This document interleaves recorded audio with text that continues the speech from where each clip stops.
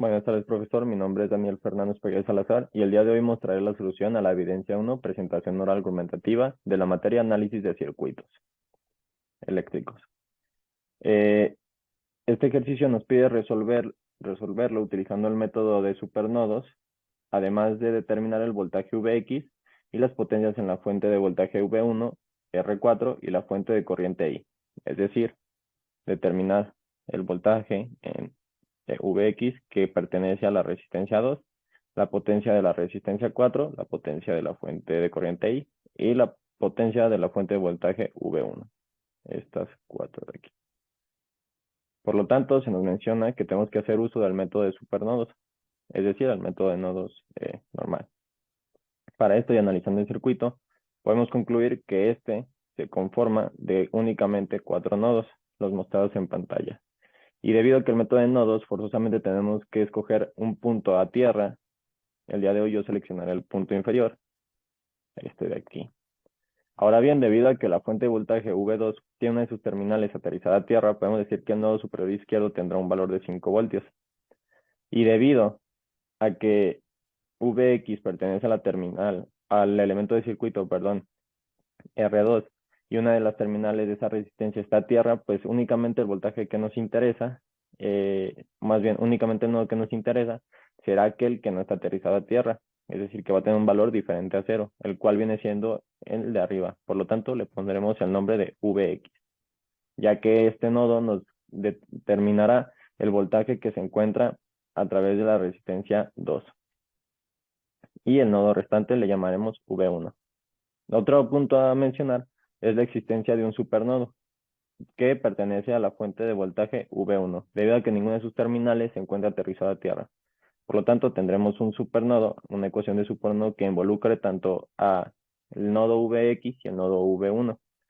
Por lo tanto, utilizando la ley de corriente de Kirchhoff en el supernodo, o bien en el nodo V1, perdón, en el nodo Vx involucrando al nodo V1, tendremos una ecuación para calcular tanto el valor de Vx como el valor de V1. Además de esto, necesitamos una ecuación en la fuente de voltaje del supernodo. Esta fuente de voltaje involucra en sus terminales al nodo Vx y al nodo V1. Muy bien, realizaré el proceso algebraico necesario para llegar a estas ecuaciones y volveremos con la solución del ejercicio.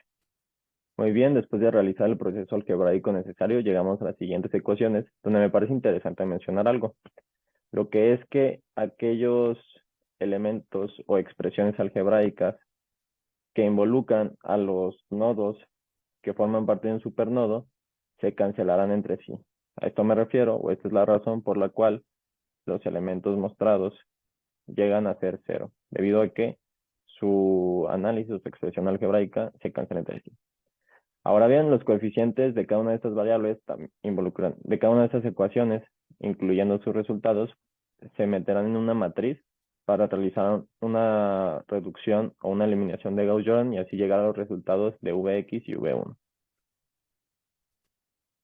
Bueno, después de haber realizado la matriz respectiva con las ecuaciones, los coeficientes de la ecuación 1 y sus resultados, de la ecuación 2 y sus resultados, de los coeficientes de la ecuación 2 y sus resultados, llegamos a la siguiente solución para Bx para B1. Vuelvo a mencionar la razón por la cual este es el resultado real de Bx. Se debe a que podemos, de acuerdo al diagrama anterior, podemos observar que R2 tiene unas de sus terminales aterrizadas a tierra. Por lo tanto, el voltaje en ese punto será 0. Y en la otra de sus terminales, pues tendrá que tener un valor diferente a 0.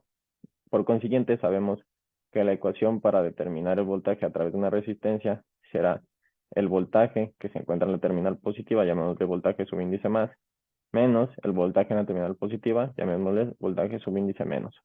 En este caso, debido a que el voltaje subíndice menos será igual a 0 debido a donde se encuentra, pues tendremos que el voltaje que nos interesa será únicamente el voltaje subíndice más, que en este caso será el voltaje subíndice X, el cual, pues, este es su resultado. Muy bien, y ahora para calcular la potencia en cada uno de los elementos de circuito solicitados, haciendo uso de la información obtenida anteriormente, tenemos que determinar la corriente que pasa por cada uno de estos elementos del circuito. Por lo tanto, y haciendo uso del nodo como referencia al nodo V2, tenemos que la corriente de la fuente de corriente I entra al nodo, ya viene aquí indicado, y debido a que tenemos una tierra en la parte inferior, sabemos que esta corriente tendrá la siguiente dirección. Por lo tanto, la dirección de la corriente IR saldrá del nodo. Ahora bien, sabemos que la corriente de una resistencia va de más a menos. Es por esta razón que la corriente IX también entrará al nodo. Y pues como resultado, la corriente de la fuente de voltaje V1, es decir, la corriente I1, entrará al nodo. De esta forma, y sabiendo que todas las corrientes que entran y salen de un nodo, su suma debe dar 0, tendremos la siguiente ecuación. 0 es igual. Además de esto, pues las corrientes que entran tendrán el signo menos y las que salen el signo más. Por lo tanto, menos I más IR menos IX menos I1. Será la ecuación que vamos a tener que resolver. Pero pues sabemos los valores para algunas de estas incógnitas. Por ejemplo, para I sabemos que su corriente es de 0.25, un cuarto. Para la corriente IR sabemos que esta es sabemos que por la ley de Ohm tenemos que voltaje es igual a intensidad por resistencia, por lo tanto intensidad será igual a voltaje sobre resistencia. De esta forma tenemos que 3.375, que es el resultado obtenido anteriormente, entre 54, o sea, la corriente de IR, menos la corriente de X, debido a que tenemos una diferencia de voltaje en esta resistencia, tendremos 6.375 menos 3.375 entre la resistencia, que sería de 54 ohms, menos I1.